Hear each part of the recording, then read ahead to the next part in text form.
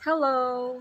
So, my topic for today is about what is it that controls you as a person. For us Filipinos, we are blessed enough na namula tayo sa Christianism, which is naniniwala tayo na may God, na Jesus Christ. Pero, madami pa din sa atin na non-believers or meron ngang mga believers but still have doubts. And why is that? So, as for me, I think I know where they're coming from. Kasi ganyan din ako. And dahil meron tayong mind and heart, yun ang ginagamit natin to rationalize. Pero, nakakalimutan natin na ang entirety natin as a person ay hindi lang composed ng body and soul. We are Trinity also. Meron din tayong spirit nung pinanganak tayo. And yan ang dapat na mag-control sa atin.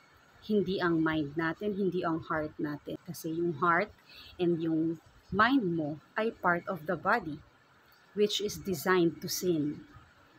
Kasi yung body natin is makasalanan, makasanlibutan. So, ang dapat nating hayaan na mag-control sa atin is yung spirit natin. Kasi yung spirit natin ang nagko-connect sa atin kay God. Kaya kailangan natin siyang buhayin. Kaya nga may salitang born again.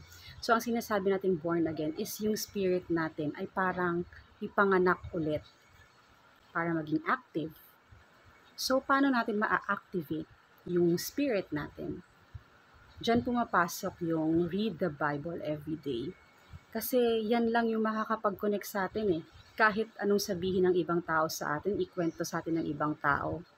Most of the time, hindi mo pa rin matatanggap yan. Kasi kay God nga, nagda-doubt ka, dun pa sa fellow person mo, dun pa sa ibang tao, naka-level mo lang. So, kailangan mong isik it by yourself.